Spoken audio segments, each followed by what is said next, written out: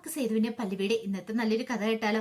അങ്ങനെ ഇന്നത്തെ കഥയില് പ്രതാപം പൂർണ്ണിമയോട് പറഞ്ഞു, ചേച്ചി ഞാനിനി ഒരു പ്രശ്നം ഉണ്ടാക്കത്തില്ല എന്നൊക്കെ പറഞ്ഞു. അപ്പോഴേക്കും അച്ചു പറഞ്ഞു, വേണ്ടമ്മേ, മിക്കവാറും ഇങ്ങേരും കൂടെ ആ ഇന്ദ്രനോടൊപ്പം ചേർന്നിട്ടുണ്ടെങ്കിൽ പിന്നെ അറിയാലോ ഈ വീടെടുത്ത് തിരിച്ചു വെക്കുമെന്ന് പറഞ്ഞു. ആ സമയം പ്രതാപം പറഞ്ഞു, ചേച്ചി ഒരു പ്രശ്നം ഉണ്ടാക്കത്തില്ല. മരിച്ചുപോയ നമ്മുടെ അച്ഛനമ്മമാരാണ് സത്യം. അത് കേട്ടപ്പോ കുറുപ്പ് പറഞ്ഞു, ഇനി ഇപ്പം മരിച്ചു പോയവരെ പിടിച്ച് സത്യം ചെയ്യണമെന്ന് നിൽക്കണ്ട, നീ അകത്തേക്ക് കയറി ചെല്ല് പ്രതാപ, ഇനി പ്രശ്നങ്ങളൊന്നും ഉണ്ടാക്കാതിരുന്നാ മതി. പൂർണ്ണിമ അവൻ അകത്തേക്ക് കയറിക്കോട്ടെ എന്ന് പറഞ്ഞു. കുറുപ്പിന്റെ ആവശ്യം അതായിരുന്നല്ലോ. പിന്നീട് പറഞ്ഞു, ബേബിയോട് പോയി എന്തേലും ചായയൊക്കെ എടുക്കാൻ പറ അച്ചു എന്ന് പറഞ്ഞിട്ട് കുറുപ്പ് അച്ചുവിനെ അങ്ങോട്ടേക്ക് പറഞ്ഞു വിട്ടു. പ്രതാപന് ഭയങ്കര സന്തോഷമായി. പ്രതാപൻ തുള്ളിക്കളിച്ച് അകത്തേക്ക് കയറി പോകുമ്പോൾ ഇന്ദ്രൻ പറഞ്ഞു, കയറി വാടാന്ന് പറഞ്ഞു. അങ്ങനെ അകത്തേക്ക് കയറി പോവാണ്. കുറച്ച് കഴിഞ്ഞപ്പോഴത്തേനുമാണ് സേതുവും പല്ലവി അങ്ങോട്ടേക്ക് വരുന്നത്. അങ്ങനെ വന്ന് കാറിൽ നിന്ന് ഇറങ്ങി കഴിഞ്ഞപ്പോഴത്തേനും സേതുവിനോട് പല്ല് വേച്ചു. സേതുവിന്റെ ഉദ്ദേശം എന്താന്ന് ചോദിച്ചു. എന്ത്? അല്ല, ഋതുവിന്റെ കാര്യത്തിലോ അങ്ങ് ചെന്ന് അവൾക്കിട്ട് രണ്ടെണ്ണം പൊട്ടിക്കണം, എനിക്ക് സഹിക്കുന്നില്ല എന്ന് പറഞ്ഞു. എന്ത് പരിപാടിയാ സേതുവേട്ടാ? സേതുവേണ്ട അങ്ങനെയൊക്കെ ചെയ്തിട്ട് വല്ല കാര്യമുണ്ടോ? പിന്നെ അല്ലാതെ ഞാൻ എന്ത് ചെയ്യണം? സേതുവേട്ടാ, ദൈവത്തെ എടുത്തൊരു പ്രശ്നം ഉണ്ടാകാൻ പോരുത്. ഈ വീട്ടിലുള്ളവരെ എല്ലാവരും അറിയിക്കരുത്. വേണമെങ്കിൽ അവളെ മാറ്റി നിർത്തി ചോദിച്ചു, പക്ഷെ എല്ലാവരുടെ മുന്നിലിട്ട് ചോദ്യം ചെയ്യരുതെന്ന് പറഞ്ഞു. അത് വേണം, അവള് നാണം കെടുത്തോന്ന് പറഞ്ഞു. വേണ്ട സേതുവേട്ട, അത് വലിയ പ്രശ്നം. സേതുവേട്ട കാലി പിടിക്കാന്നും പറഞ്ഞുകൊണ്ട് പല്ലവി സേതുവിന്റെ അടുത്തേക്ക് എന്ന് കാലി പിടിക്കാൻ ഒരുങ്ങുവാണ്. നീ എന്താ പല്ലവി ചെയ്യുന്നേ? അതിന് നീ തെറ്റും ചെയ്തിട്ടില്ലോ, പിന്നെ നീ എന്തിനാ എന്റെ കാലി പിടിക്കണേന്ന് ചോദിച്ചു. സേതുവേട്ട, ഒരു പ്രശ്നം ഉണ്ടാവാതിരിക്കാൻ വേണ്ടിട്ടാ സേതുവേട്ട, ഞാൻ പറയുന്ന ഒന്ന് അനുസരിക്ക്.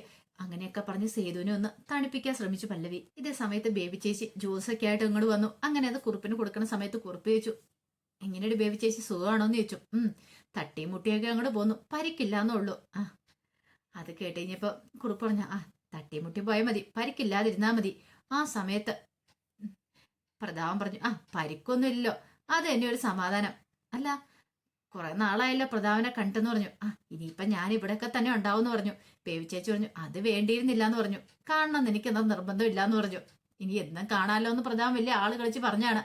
അയാള് ഉരുളയ്ക്ക് ഉപ്പേരി പോലെയുള്ള മറുപടി ബേബി ചേച്ചി കൊടുക്കുകയും ചെയ്തു. അത് കേട്ടിപ്പോ ഇന്ദ്രനൊക്കെ പ്രതാപനെ കളിയാക്കുവാണ്.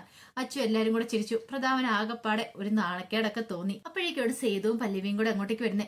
അവരെ കണ്ടു കഴിഞ്ഞപ്പോ പൂർണ്ണിമ ഒരു നിമിഷം നോക്കിയിട്ട് ചോദിച്ചു, അല്ല ലക്ഷ്മി എന്തിയെന്ന് ചോദിച്ചു. അപ്പോഴേക്കും സേതു ഒന്നും മിണ്ടിയില്ല. സേതു നിന്നോട് അയച്ച ലക്ഷ്മി എന്തിയെന്ന്? ലക്ഷ്മിയെ കൂട്ടിക്കൊണ്ടാണല്ലേ നീ ഇവിടുന്ന് പോയത്? പിന്നെ ഇത് നിനക്ക് ഇവളെ എവിടുന്ന് കിട്ടി? പല്ലവി എവിടുന്ന് കിട്ടിയെന്ന് ചോദിച്ചു. പൂർണ്ണിമ ഇത് ചോദിച്ചു കഴിഞ്ഞപ്പോഴത്തേനും സേതു പറഞ്ഞു, അത് പിന്നെ അമ്മേ, ഞാൻ ഇവളെ വിളിപ്പിച്ചാന്ന് പറഞ്ഞു. വിളിപ്പിച്ചോ? അപ്പോഴേക്കും പല്ലവി പറഞ്ഞു, അതെ, സേതുവേട്ടൻ എന്നെ വിളിപ്പിച്ചു രജിസ്റ്റർ ഓഫീസിലേക്ക്. രജിസ്റ്റർ ഓഫീസിൽ വെച്ച് കല്യാണം നടന്നു പറഞ്ഞു. കല്യാണോ?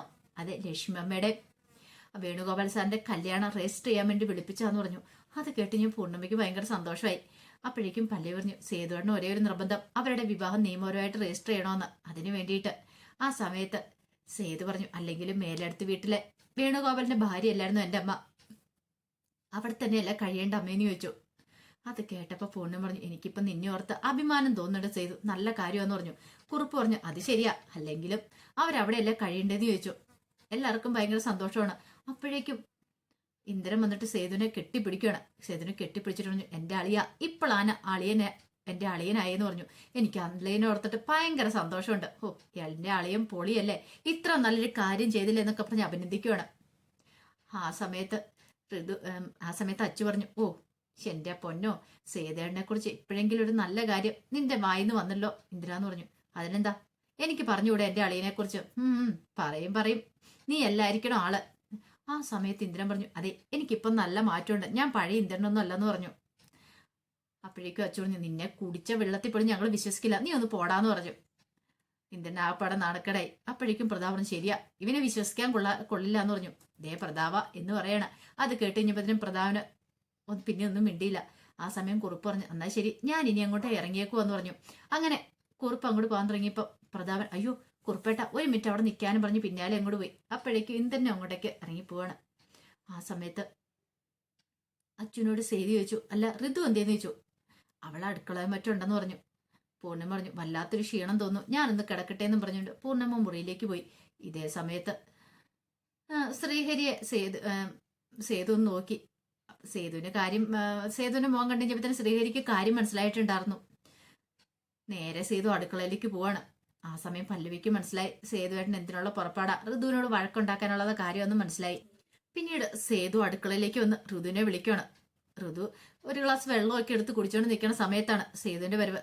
സേതു ചോദിച്ചു, നീ ഇത്രയ്ക്ക് മണ്ടിയായി പോലെന്ന് പറഞ്ഞു. അപ്പോഴേക്കും ഋതു പറഞ്ഞു, ഞാൻ മണ്ടിയൊന്നുമല്ല, ഞാൻ ബുദ്ധിയുള്ളവളാന്ന് പറഞ്ഞു. പിന്നെ എന്നിട്ടാണല്ലോ നീ ആ പെൺവാണിഫക്കാരുടെ കഷത്തിൽ കൂടെ തല വെച്ച് കൊടുത്തേ. അതോ അതിപ്പോ എല്ലാ മനുഷ്യന്മാരെ വിശ്വസിക്കാൻ പറ്റത്തൊന്നുമില്ലോ. ലോകത്ത് എത്രയോ പേര് അങ്ങോട്ടും ഇങ്ങോട്ടും ചതിക്കുന്നു. അത് അത്രയും ഞാൻ കരുതിയിട്ടുള്ളെന്ന് പറഞ്ഞു. എടി, എന്നിട്ടും നിനക്ക് ഒരു കൂസലില്ലല്ലേന്ന് ചോദിച്ചു. ഞാൻ എന്തിനു കൂസാക്കണം? അപ്പോഴേക്കും പല്ലവി, ശ്രീഹരി, അച്ചുവൊക്കെ അങ്ങോട്ടേക്ക് വന്നു. ഇന്ദ്രന ഒച്ചകെട്ട് അങ്ങോട്ട് വന്നു. ഇന്ദ്രൻ പുറത്ത് തന്നെ നിൽക്കുകയാണ്, അകത്തേക്ക് കയറിയില്ല. ഈ സമയത്ത് ഋതു പറഞ്ഞു, അതെ, ഞാൻ അങ്ങനെ ഒരു കാര്യത്തിന് പോയിട്ടുണ്ടെങ്കിൽ അതെ എനിക്ക് എന്റെ ആവശ്യം നടക്കാൻ വേണ്ടി മാത്രം ഈ വയറ്റി വളരുന്ന കുഞ്ഞിനെ ഞാൻ ഇല്ലാതാക്കുമെന്ന് പറഞ്ഞു. അത് കേട്ട് കഴിഞ്ഞപ്പോഴത്തേനും സേതു പറഞ്ഞു, എടി, നിന്റെ വയറ്റി വളരുന്ന കുഞ്ഞാന്നുള്ള ഓർമ്മയില്ല നിനക്ക്? കുഞ്ഞാണ് പോലും, അതൊരു ഭ്രൂണം മാത്രമാണ്, അതിന് ഞാൻ തീർത്ത് കളയെന്ന് പറഞ്ഞു. എനിക്കതിനെ വേണ്ട, ആ നശിച്ചവന്റെ കുഞ്ഞല്ലേ, അവന്റെ കുഞ്ഞിനെ എനിക്ക് വേണ്ടാന്ന് പറഞ്ഞു. അത് കേട്ടപ്പോ പല്ലവി പറഞ്ഞു, ഋതു, നീ ഇങ്ങനൊന്നും പറയരുത്, പിന്നെ ഞാൻ എങ്ങനെ പറയണം? അപ്പോഴേക്കും പല്ലവി പറഞ്ഞു, സേതുവേട്ട വിട്ടേരെ, ഇനി അവൾ അങ്ങനെയൊന്നും ചെയ്യാനൊന്നും പോകുന്നില്ല എന്ന് പറഞ്ഞു. ആ സമയം ഋതു പറഞ്ഞു, ആര് പറഞ്ഞു ചെയ്യില്ലാന്ന്? ഇനി അവസരം കിട്ടിയാൽ ഇനിയും ഞാൻ ചെയ്യും, ഈ വയറ്റി വളർന്ന് ഈ ഭ്രൂണത്തിനെ ഞാൻ ഇല്ലാതാക്കുമെന്ന് പറഞ്ഞു. എടിയെന്നും പറഞ്ഞുകൊണ്ട് സേതു കൈ വീശി അടിക്കാൻ തുടങ്ങണം. അപ്പോഴേക്കും പല്ലവി കയറി കയ്യിലേക്ക് കയറി പിടിച്ചു. ആ സമയത്ത് ഋതു പറഞ്ഞു, തല്ലിയാലും ശരി കൊന്നാലും ശരി ഇതിനൊരു മാറ്റം ഉണ്ടാകാൻ പോകുന്നില്ല. ഞാനങ്ങനെ വിട്ടുകൊടുക്കുന്ന കാര്യമില്ല. അവനെ പോലെ ഒരു ചതിന്റെ കുഞ്ഞിനെ ഞാൻ എന്തിന് വയറ്റി ചുമന്നോടെ നടക്കണം? ഭാര്യയ്ക്ക് മാത്രമല്ല ഉത്തരവാദിത്തം, ഭർത്താവിനും കുറച്ച് ഉത്തരവാദിത്തം ഒക്കെ വേണ്ടേ? അതില്ലാത്തടത്തോളം കാലം എനിക്ക് ഈ കുഞ്ഞിനെ വയറ്റി ചുമന്നോടെ നടക്കാൻ പറ്റില്ല. ഈ കുഞ്ഞിനെ പ്രസവിക്കാനും പറ്റില്ല. 10 മാസം ചുമന്ന് ഈ കുഞ്ഞിനെ പ്രസവിച്ചു കൊടുക്കുമെന്ന് ഓർത്തായിരിക്കും അവനിരിക്കുന്നത്. അവനെ ഞാൻ കൊടുക്കുന്നുണ്ട് എന്നൊക്കെ വാശിയോട് പറയണം. അപ്പോഴേക്ക് ഇന്ദ്രൻ അങ്ങോട്ടേക്ക് വന്നു. ഇന്ദ്രനെ കണ്ടിനിപ്പോൾ ഋതു പറഞ്ഞു, ഓ, നീ ഇവിടെ മറിഞ്ഞു നിൽക്കുമായിരുന്നു എന്ന് ചോദിച്ചു. ഇന്ദ്രൻ പറഞ്ഞു, ഋതു, ഞാനൊരു കാര്യം പറഞ്ഞേക്കാം, എന്റെ കുഞ്ഞിന് എന്തെങ്കിലും സംഭവിച്ചാലുണ്ടല്ലോ, ഓ, കുഞ്ഞിനോട് എന്തൊരു സ്നേഹം. എടാ, നീ വല്ല അമേച്ചർ നാടക ട്രൂപ്പിലും ചെന്ന് ചേര, അതാ നിനക്ക് പറ്റിയത്. എന്തൊരു അഭിനയം നീ കാഴ്ചവെക്കുന്നേ.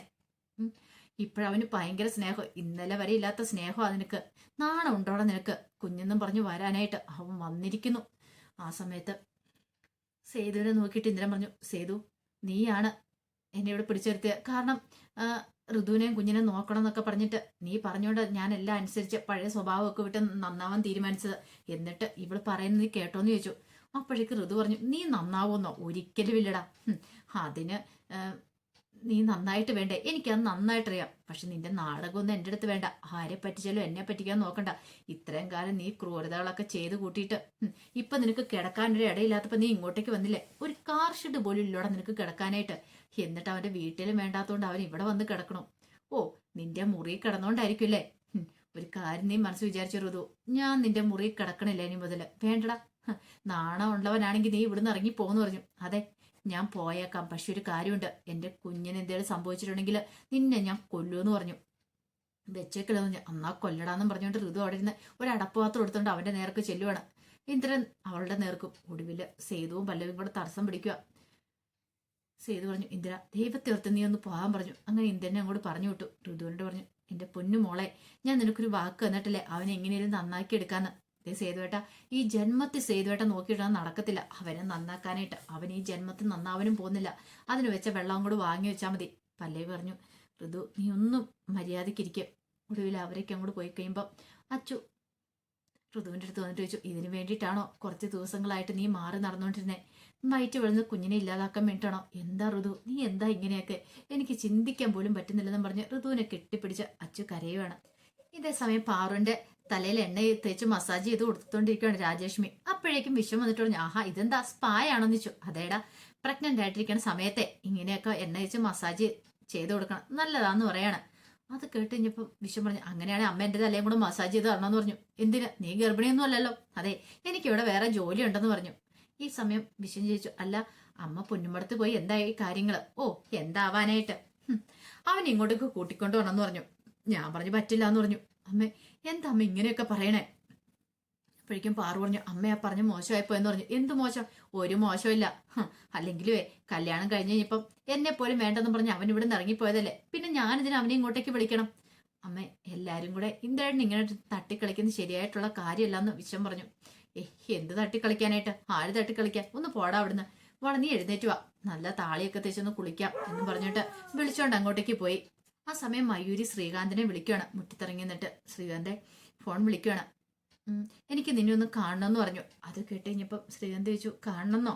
ഒരു കാര്യം ചെയ്യും, ഞാൻ വീട്ടിലേക്ക് വരാന്ന് പറഞ്ഞു. വീട്ടിലേക്ക് വരണ്ട, പപ്പ കണ്ടപ്പോ പ്രശ്നമോ? അപ്പൊ പപ്പേനെ അറിയിക്കാതെയാണോ? പപ്പയോട് പിന്നെ പറഞ്ഞാൽ മതി, ഇപ്പൊ എനിക്ക് എന്താണോ അത്യാവശ്യമായിട്ടൊന്ന് കണ്ടേ മതിയാവുള്ളൂ എന്ന് പറഞ്ഞു. അത് കേട്ട് കഴിഞ്ഞപ്പം ശ്രീകാന്ത് പറഞ്ഞു ആയിക്കോട്ടെ എന്ന് പറഞ്ഞു. ഈ സമയത്ത് വേണുഗോപാൽ അങ്ങോട്ടേക്ക് വരുന്നത്. വേണുഗോപാല് കേട്ടി പറയുന്നൊക്കെ പിന്നീട് എവിടെ വെച്ച് കാണണം അതൊക്കെ ഇങ്ങനെ കേൾക്കുവാണ്. അതിനുശേഷം വേണുഗോപാൽ എന്ത് ചെയ്തു, മയൂരിന്റെ അടുത്തേക്ക് വന്നു. എന്നിട്ട് ചോദിച്ചു, നീ എന്താ ഇവിടെ നിൽക്കണെന്ന് ചോദിച്ചു. ഒന്നുമില്ല, അപ്പൊ വെറുതെ. നീ ആരെങ്കിലും ഫോൺ വിളിക്കുമായിരുന്നു എന്ന് ചോദിച്ചു. അത് പിന്നെ കസ്റ്റമർ കെയർ എന്നൊരു കോള്. ശരിയെന്ന് പറഞ്ഞു. അങ്ങനെ മയൂരി പെട്ടെന്ന് തന്നെ അകത്തേക്ക് അങ്ങോട്ട് കയറിപ്പോയി. ഈ സമയത്ത് വേണുഗോപാൽ ഇങ്ങനെ ആലോചിക്കുകയാണ് എന്ത് ചെയ്യണമെന്ന്. അപ്പൊ അതിന്റെ വിശേഷങ്ങളൊക്കെ നമ്മളിന്ന് കാണുന്നത്. ഇതിന്റെ ബാക്കി വിശേഷങ്ങളുമായിട്ട് വൈകുന്നേരത്തെ പ്രമോയി വരാട്ടോ. ഒരിക്കൽ കൂടി എല്ലാവർക്കും ശുഭദിനം നേർന്നുകൊണ്ട് നിർത്തുന്നു.